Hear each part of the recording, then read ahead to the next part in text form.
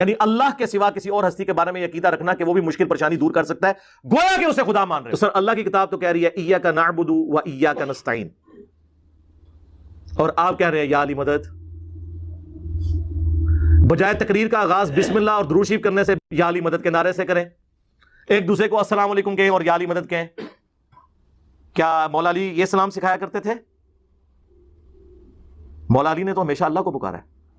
قرآن میں ایک ان ایمبیگوس کوئی بات نکال دیں جس میں ہو کہ آپ نے غیر اللہ سے مدد مانگنی ہے، پہلے صفحے پہ ہی فیل ہوتے ہیں۔ تو قرآن کی توحید کو نہیں ماننا، غدیر خون پہ صرف اہل بیت کا احترام کرنا ہے۔ یہ اللہ کی وجہ سے وہ پلیٹ فارم ہے جہاں اہل بیت کے دشمنوں کے خلاف اہل بیت کا دفاع بھی ہو رہا ہے اور قرآن کی توحید بیان ہو رہی ہے سب سے بڑھ کر۔ خالی کوئی اہل بیت کا دفاع کر لے اور وہ یہ سمجھے کہ میں جو غدیر خون پہ کھڑا ہوں، نہیں، جب تک تیری توحید قرآن کے مطابق نہیں ہوتی، جب تک تو اللہ کو حاجت روا مشکل کشا نہیں مان لیتا اور اللہ کے ساتھ کسی اور کو ٹھہرانا بھی، یعنی اللہ کے سوا کسی اور ہستی کے بارے میں عقیدہ رکھنا کہ وہ بھی مشکل پریشانی دور کر سکتا ہے، گویا کہ اسے خدا مان رہے ہو۔ یا علی مدد، یا علی مدد، اللہ سے کیوں نہیں مانگتے؟ میں بتاتا ہوں، فقیر کا کام ہوتا ہے دروازے پہ دستک دینا، اندر سے جو بھی آئے اس کے آگے ہاتھ پھیلا دینا۔ فقیر دروازے پہ بیٹھ کے یہ نہیں کہتا کہ فلاں آئے گا تو اس سے مانگوں گا، اس کا کام ہے دروازے پہ بیٹھ جانا، اندر سے جو بھی آئے اس کے آگے ہاتھ پھیلا دینا، جو بھی آئے اس کے آگے ہاتھ پھیلا دینا۔ ہم پہ فتوے نہ لگاؤ، ہم اللہ کے دروازے پہ مانگ نہیں گئے تھے، اس کے گھر سے سوائے علی کے کوئی آیا ہی نہیں۔ یا تو مجھے اللہ کے گھر سے کوئی نکلتا دکھا، اللہ کے گھر سے آیا ہے وہ صرف شیعوں کا پیر آیا ہے۔ ہم علی ولی اللہ لطف لینے کے لیے نہیں پڑھتے، توحید کو سمجھنے کے لیے پڑھتے ہیں۔ آج بندے اعتراض کرتے رہتے ہیں، جی بات یہ شیعوں نے باتیں بنائی ہیں، ان سے کوئی بندہ نہیں پوچھتا یہ کیسے ہو سکتا ہے کہ علی کی ماں دیوار کے قریب آئے اور دیوار پھٹ جائے؟ دیوار کیوں پھٹی؟ بی بی دروازے سے کیوں نہیں گئی؟ دروازے سے آ سکتی تھی۔ خانہ کعبہ کے تالے کی چابی بی بی کے گھر پڑی تھی، کلید بردار کعبہ یہ تھے، متولی کعبہ یہ تھے، حضرت ابو طالب کے گھر کعبے کی چابی پڑی تھی، لیکن آج بی بی چابی لے کے نہیں گئی، دیوار کے قریب آئی، دیوار پھٹ گئی۔ اللہ نے قرآن منوانا نہیں تھا؟ اگر دیوار نہ پھٹتی خدا کے قرآن کی ایک آیت کا ترجمہ نہیں ملنا تھا۔ خدا نے قرآن میں دعویٰ کر دیا تھا اگر اس قرآن کو پہاڑوں پہ نازل کرتا، مہربانی کرو، احسان کرو، پہاڑ اس کی ہیبت سے ریزہ ریزہ ہو جاتے۔ آج کوئی مولوی تم سے پوچھ لیتا کہ اللہ نے قرآن میں کہا ہے کہ اگر پہاڑوں پہ نازل کرتا پہاڑ ریزہ ریزہ ہو جاتے، تمہارے گھر کی آج تک الماری نہیں ٹوٹی، بتاؤ وہ کون سا قرآن ہے جو پہاڑوں کو ریزہ ریزہ کرتا ہے؟ تمہارے پاس کوئی جواب نہیں۔ ہم ہاتھ پکڑ کے کعبہ کو رکن یمانی دکھا کے بتائیں گے علی بچہ بن کے نہیں آیا تھا، قرآن بن کے آیا۔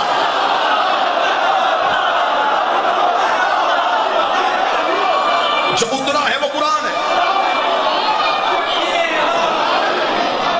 جو ہمارے گھروں میں پڑا ہے یہ لفظوں والا قرآن ہے۔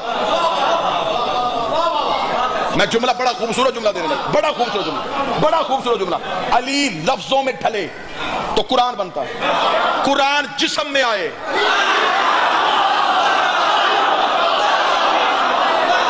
تو علی بنتا ہے۔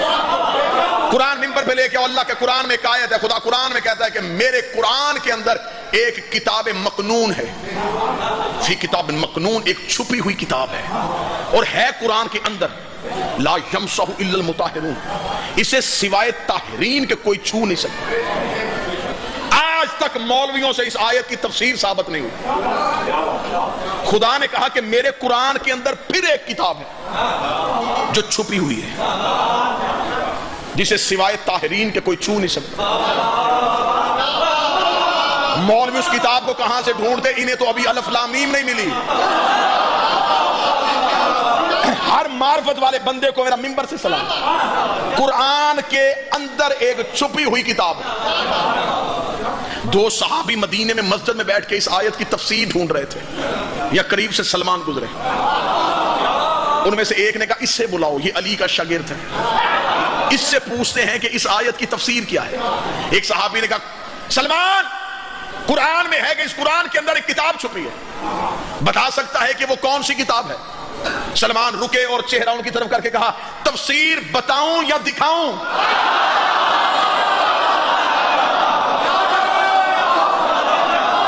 میں تمہیں قرآن کی تفسیر بتاؤں یا دکھاؤں؟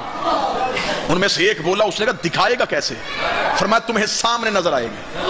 انہوں نے کہا بھی قرآن کھولے گا، قرآن میں سے انگلی رکھے گا اور کہے گا یہ ہے وہ آیت جسے اللہ نے کتاب مکنون کہا ہے، یہ ہے وہ رکوع جسے اللہ نے قرآن مکنون کہا ہے، یہ ہے وہ سورت۔ سلمان نے قرآن نہیں کھولا، سلمان نے دونوں کی کلائی پکڑی، گلی میں چلتا ہوا، آؤ تمہیں کتاب دکھاؤں، آؤ تمہیں کتاب دکھاؤں، آؤ تمہیں کتاب دکھاؤں، آؤ تمہیں کتاب دکھاؤں۔ زندگی میں سوچنے والے بندے کے سامنے میں نے خطاب کیا ہی نہیں ہے، عشق علی کے بیٹوں سے مانگا، عشق والے بندوں کو معرفت سنانے کے لیے آیا ہوں۔ سلمان ہاتھ پکڑے چلتے چلتے زہرا کے دروازے پہنچے، زہرا کی دہلیز میں ہاتھ لگا، یہ ہے وہ کتاب مکنون، یہ ہے وہ کتاب مکنون، اس گھر کے اندر وہ قرآن رہتا ہے، اس گھر کے اندر وہ قرآن رہتا ہے۔ انہوں نے کہا سلمان بوڑھا ہو گیا، تجھے ہی نہیں پتا اس گھر کے اندر قرآن کیسے ہے؟ سلمان نے کہا مجھے بتاؤ قرآن میں کیا ہوتا ہے؟ انہوں نے کہا آیتیں ہوتی ہیں۔ سلمان نے کہا ابھی دروازہ کھلے گا، میں تمہیں آیتیں چلتی ہوئی دکھاؤں۔ سارے بولو ہاتھ اٹھا کے حیدری۔ میں تمہیں چلتی ہوئی آیتیں، درود سارے حضرات مل کے بلند آواز سے پڑھو۔ بسم اللہ یار، عید مبارک سے خیر مبارک سے۔ واجب الاحترام، قابل سعادت احترام، عزت مآب، آپ کے میرے پسندیدہ ترین ذاکر، اصل جشن والے ذاکر، پڑھے لکھے بھی، معیاری گفتگو، معیاری شاعری، بہترین تلفظ، بہترین ادائیگی، بہت بڑے باپ کے عظیم بیٹے۔ آج کی اس خوشی کے صدقے میں میرا مالک ہمیشہ کی خوشیاں نصیب فرمائے، حاسدین کی حسد سے بچائے، شریروں کے شر سے بچائے، دشمن کی نظر سے بچائے، ہر علی ولی اللہ پڑھنے والا ہمیشہ کے لیے سلامت رہے، اپنے شاگرد، اپنے سوزیوں، اپنے خاندان، دوست احباب کے ساتھ قائم کے ظہور تک آباد رہے۔ سلمان نے کہا آؤ میں تمہیں چلتی ہوئی آیتیں دکھاؤں۔ علی قرآن بن کے کعبے کی دیوار پہ آیا۔ چلیں آیت آگے چلتی ہے، اسی آیت کو مکمل کرو، میں آپ کو سلام کروں۔ خدا کہتا ہے وَأَعِدْنَا إِبْرَاهِيمَ وَإِسْمَاعِيلَ، ہم نے وعدہ لیا تھا ابراہیم اور اسماعیل سے، إِنَّ طَاهِرَ بَيْتِي، تم دونوں باپ اور بیٹے نے میرے گھر کو پاک کرنا ہے۔ میں نے وعدہ کیا تھا میں قرآن سے جشن پڑھوں گا، ایک آیت اور اس میں پورا جشن بند ہے۔ خدا کہتا ہے میں نے ابراہیم اور اسماعیل سے وعدہ لیا تھا کہ تم دونوں نے صرف میرے گھر کو پاک رکھنا ہے، طاہرہ بیتی، میرے گھر کو صاف رکھنا ہے۔ میرے مالک کیوں رکھے صاف؟ تو نے آنا ہے، تو نے رہنا ہے۔ خدا نے کہا نہیں، للطائفین العاکفین ورکع السجود، اس گھر کو پاک کرو، اس میں طواف ہوگا، اس گھر میں رکوع ہوگا، اس گھر میں سجدہ ہوگا، اس گھر میں اعتکاف ہوگا۔ یہ چار لفظ قرآن میں نہ ہو، میں تمہارا نہیں اللہ کا مجرم۔ ابھی قرآن ممبر پہ لے کے آؤ، خدا نے کہا ابراہیم اور اسماعیل میرے گھر کو پاک کرو، صاف کرو، اسے ذرا اچھی طرح سجاؤ۔ یہاں چار کام ہونے ہیں، طواف، رکوع، سجدہ، اعتکاف۔ اب میرا شیعہ سنی مجمع مجھے بول کے بتائے، طواف کعبے کے اندر نہیں ہوتا، باہر ہوتا۔ خدا نے کہا گھر کو اندر سے پاک کرو، جب طواف اندر ہونا ہی نہیں تھا پاک کیوں کرنا؟ آگے چلتے میرے مالک کوئی اور کام فرمایا رکوع ہونا، میرے مالک رکوع بھی کعبے کے اندر نہیں ہونا، باہر ہونا، فرمایا اندر سے صاف کرو۔ تیسرا کام فرمایا سجدہ ہوگا، سجدہ بھی کعبے کے اندر نہیں ہوتا، کعبے کو ہوتا ہے۔ چوتھا کام خدا نے کہا میرے گھر میں اعتکاف ہونا ہے، اعتکاف کعبے کے باہر نہیں ہوتا، اندر ہوتا ہے۔ اس کا مطلب ابراہیم اور اسماعیل کو نبوت اسی بات پہ ملی تھی، تم نے اس گھر کو اتنا پاک کر دینا ہے کہ اس میں کسی نے 3 دن رہنے کے لیے آنا۔ میں اس بندے کے ہاتھ پہ بیعت کروں گا جو مجھے اللہ کے گھر میں کسی کو رکتا ہوا دکھائے کہ کبھی ابراہیم اللہ کے گھر میں رکا ہو، کبھی اسماعیل اللہ کے گھر میں رکا ہو، کبھی کوئی نبی اللہ کے گھر میں رکا ہو، بلکہ اس نے تو نبیوں کی ماں کو اپنے گھر سے نکال دیا تھا۔ پھر میرے مالک تیرے گھر میں اعتکاف، اور خدا نے یہ نہیں کہا تھا کہ میرے گھر میں رہائش ہوگی، خدا نے کہا میرے گھر میں اعتکاف ہوگا۔ قرآن کی آیت سے بندوں کو تیرا رجب نظر نہ آئے تو میں نے علی کے دروازے سے بھیک مانگی کیوں ہے؟ خدا نے کہا میرے گھر میں اعتکاف ہونا ہے، اعتکاف کا زیادہ سے زیادہ دورانیہ 10 دن ہوتا ہے، کم از کم دورانیہ 3 دن ہوتا ہے۔ بی بی 13 رجب کو آئی تھی، 16 رجب کو گئی ہے، اور خدا نے کہا صاف کرو میرے گھر میں اعتکاف ہونا ہے۔ مرضی کے مولوی کے سر پہ قرآن رکھ، مرد اعتکاف بیٹھے گا تو مسجد میں بیٹھے گا، عورت اعتکاف بیٹھے گی تو گھر میں بیٹھے گی۔ علی کی ماں اللہ کے گھر میں بیٹھی، خدا نے کہا میرے گھر میں اعتکاف ہوا۔ اب بتا اللہ کا گھر سمجھ کے بیٹھی تھی یا علی کا گھر سمجھ؟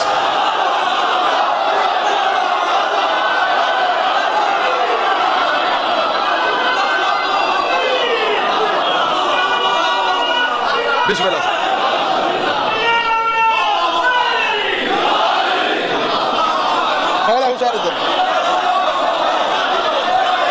بی بی رکی،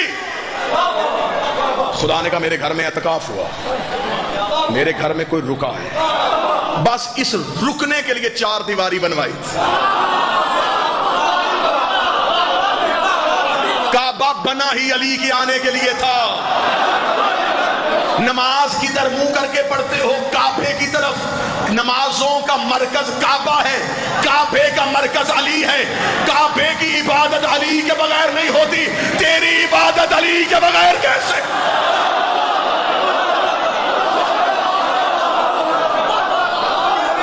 اہل سنت کتابوں سے یہ حدیث نبوی دکھانے کے لیے تیار۔ جب رسول نے فتح مکہ پہ خانہ کعبہ پہنچے تو فرمایا بلال اذان دے۔ بلال خانہ کعبہ کی چھت پہ چلے گئے۔ سنی کتابوں میں لکھا ہوا، ایک انگریزوں نے ایک فلم بنائی دی میسج، اس میں یہ پورا سین انہوں نے عکس بند کیا۔ اوپر چڑھ گیا بلال اور اب رش میں نبی کو ڈھونڈ رہا ہے۔ اندر کے حالات جانے والے نبی نے کہا بلال کیا ہوا؟ فرمایا یا رسول اللہ زمین پہ اذان دیتا تھا، منہ کعبے کی طرف کرتا تھا، بھیج کعبے کی چھت پہ دیا، ایسے اذان دوں؟ علم عباس گواہ ہے، نبی کا جو فرمان ہے وہ کتابوں میں آج بھی درج ہے۔ نبی نے اونچی آواز میں کہا مجمع میں ڈھونڈ علی کہاں ہے؟ بندے اکٹھے ہو کے نبی کے پاس آئے، انہوں نے کہا یا رسول اللہ تو نے بلال کا چہرہ علی کی طرف کیوں کیا؟ نبی نے وحی پہ حدیث پڑھ دی، فرمایا یا علی انت مثل الکعبہ، اے علی تیری مثال میری امت پہ کعبے کی ہے۔ کتنا بدبخت ہے وہ نمازی جس کی نماز میں کعبہ ہی نہیں ہے۔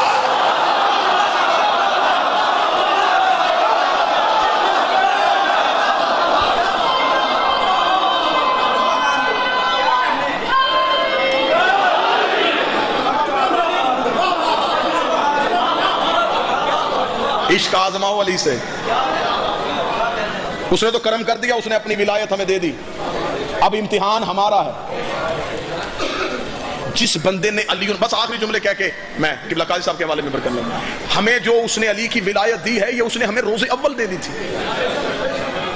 اور مہربانی کرو دنیا میں لوگوں کی منتیں نہ کیا کرو علی اللہ پڑھنے کے لیے، جنہوں نے پڑھنا تھا وہ اللہ نے چن لیے۔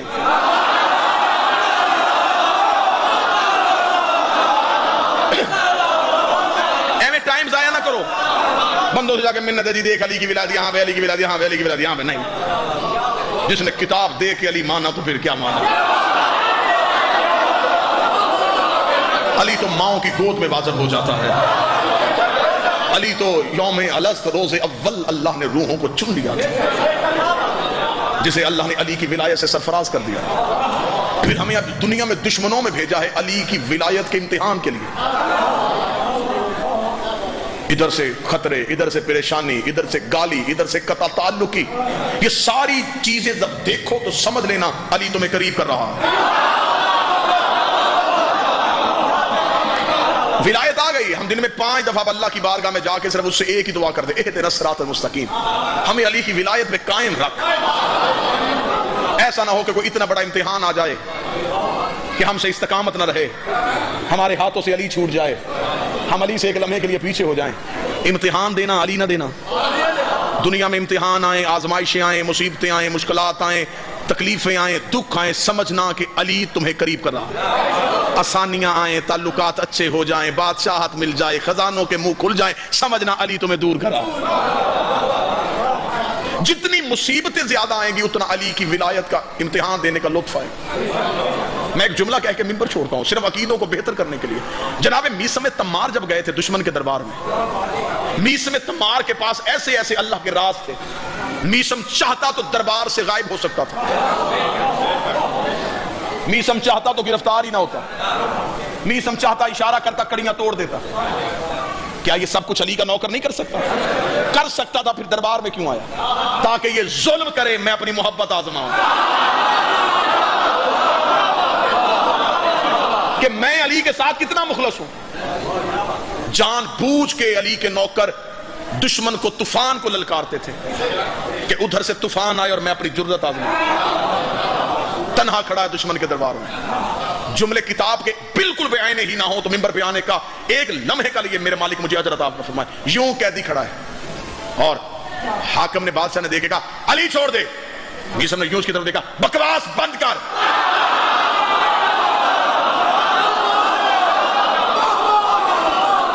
یہ جملہ کتاب میں نہ ہو، میں مجرم ہوں آپ کا۔ جان بوجھ کے اسے اشتعال دلوایا، کیسا؟ جان بوجھ کے اسے غصہ دلوایا، یہ غصے میں آئے، یہ میری سزا سخت کرے، مجھے علی کی محبت میں لٹنے میں مزہ آئے۔ کہ بکواس بند کر۔ اسے اپنی توہین محسوس ہوئی کہ دربار میرا، سپاہی لشکر میرے دربار میں کھڑا ہو کہہ رہا ہے مجھے بکواس بند کرو، شکنجا چڑھاؤ اسے۔ میثم کے پورے بدن میں شکنجا آ گیا، میثم کے قریب آیا، چھڑی میثم کے منہ پہ ماری، کہا تیرا بدن کٹوانے لگا ہوں۔ میثم نے کہا جلدی کر۔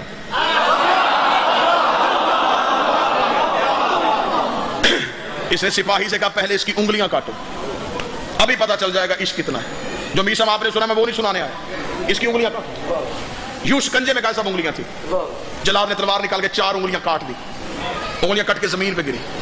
میثم نے دوسرے ہاتھ سے اپنی انگلیاں اٹھائی، انگلیوں کو دیکھا، چوما، آنکھوں سے لگایا، رونا شروع کر دیا۔ میثم کی آنکھ میں آنسو آیا، کہکا مار کے حاکم کہنے لگا اب دیکھا، صرف 4 انگلیاں کٹی، اب چھوڑے گا علی کو۔ اب آنکھوں میں آنسو آ گئے، اب رو رہا ہے، اب تکلیف ہو رہی ہے۔ قریب جا کے لگا میں نے صرف انگلیاں اس لیے کاٹی تھی، مجھے خبر تھی تجھ سے اتنی سی تکلیف برداشت نہیں ہونی، ابھی 4 انگلیاں کٹی اور تیری محبت غائب ہو گئی، کہاں گیا تیرا عشق علی کے ساتھ؟ اب بتا علی کو چھوڑے گا کہ نہیں چھوڑوں گا؟ نہیں میں تو کیا سمجھ رہا ہے میں انگلیوں کے کٹنے کی وجہ سے رو رہا ہوں؟ اس کا پھر کس لیے رو رہا ہے؟ اس کا میں تو انگلیوں کو اس لیے چوم چوم کے رو رہا ہوں کہ اتنے عرصے سے میرے ساتھ رہتی تھی، مجھے اتنا بھی نہیں پتا تھا، یہ تو عشق میں مجھ سے بھی آگے چلی گئی۔